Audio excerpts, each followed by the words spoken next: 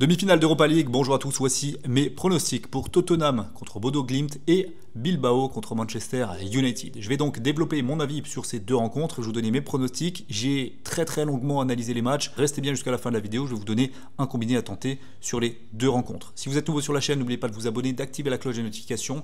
Tous les 2-3 jours, il y a une vidéo sur YouTube qui parle de pronostics de paris sportifs. La semaine dernière d'ailleurs, on a fait une véritable dinguerie sur la Ligue 1 avec 8 pronostics gagnés sur 9. On était à un but de Montpellier de valider une cote à 19 totalement gratuitement sur YouTube. Personne d'autre ne le fait. Donc n'oubliez pas de mettre un gros pouce bleu. J'espère qu'au minimum, on sera à 600 likes sur cette vidéo. Juste avant de commencer, je vais poster mes pronostics buteurs, très grosse cote à 10. D'ailleurs, le week-end dernier, on a validé une cote à 10 dans mon canal Telegram. On a validé Fofana plus Lacazette buteur sur le même match. C'était magnifique. Il y aura également des cotes à 10 buteurs sur ces demi-finales d'Europa League qui seront postées jeudi. Donc foncez dans le canal Telegram. Le lien est en bio.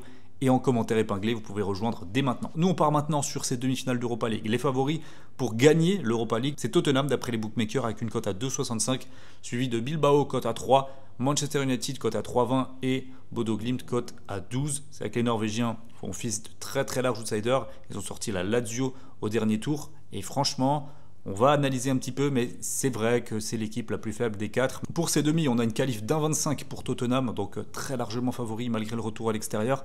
Et ensuite 1,85 pour Bilbao, 1,85 pour Manchester United. Donc les bookmakers sont vraiment sur du 50-50. On commence avec Tottenham contre Bodo. Tottenham qui a fini 4e de la phase de Ligue avec 17 points. C'était la deuxième meilleure attaque de la Ligue, costaud. Ensuite, ils ont éliminé l'AZ, 3-2 au cumulé et Francfort, 2-1 au cumulé.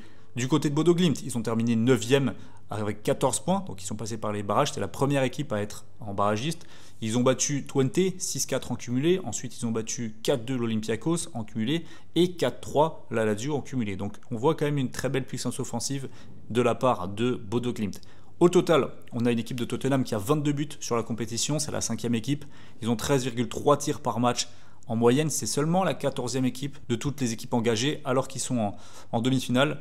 C'est assez faible, je trouve. Du côté de Bodo, 27 buts sur la compétition, c'est la 3e meilleure attaque. Mais ils ont seulement 12,3 tirs par match, c'est la 25e équipe du plateau Europa League. Donc, ils ont été extrêmement réalistes face au but, Bodo. Ils ont eu de la réussite. Mais bon, ils ont su la provoquer. D'ailleurs, le meilleur buteur de la Ligue, il est dans l'équipe de Bodo Glimt, c'est Hogg, 7 buts. Personne ne fait mieux pour l'instant en Europa League. Au niveau de la possession, c'est assez intéressant parce qu'on a Tottenham qui est finalement que à 55,6. En moyenne, c'est la 6e équipe, alors que Bodo, alors ils sont plus loin, 18e équipe avec 51,8% de possession en moyenne dans les matchs. On a une équipe de Tottenham qui est la meilleure équipe de contre-attaque sur la compétition avec 5 buts déjà marqués. Bodo Glimt est bien aussi, 4 buts en contre-attaque. On a un style qui est assez similaire entre les deux équipes. Mais attention, particularité pour Bodo, c'est la meilleure équipe sur coup de pied arrêté. 6 buts déjà dans l'exercice depuis le début de la compétition. Au niveau de la défense, on a Bodo à l'extérieur qui a pris 0 but en contre-attaque. Mais ça s'explique par le fait qu'ils défendent très bas. Ils en ont pris 9 en attaque placée. Personne ne fait pire. De son côté, Tottenham fait partie des meilleures défenses à domicile avec 4 buts seulement encaissés, dont 2 quand même sur coup de pied arrêté.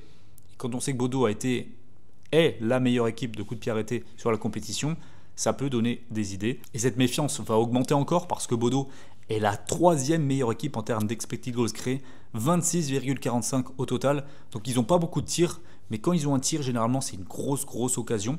Ils sont loin devant d'ailleurs en XG, devant Tottenham qui sur l'ensemble de la compétition a créé seulement 20,22 expected goals. Donc même si Tottenham n'a...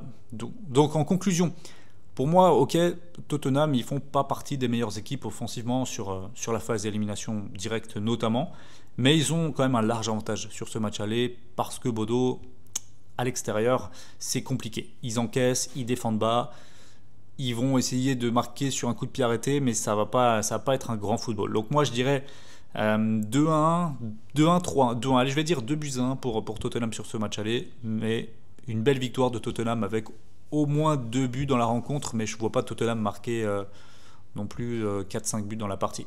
Donc ouais, 2-1 au niveau des cotes, on est sur du 1,24 pour Tottenham, 6-10 le nul, 10-25 pour Bodo. Donc les bookmakers sont ok avec mon analyse, même si ça me paraît peut-être un petit peu faiblard, je vois vraiment quand même Tottenham s'imposer. On va prendre Tottenham gagne et plus d'1,5 but, c'est pas mal comme prono.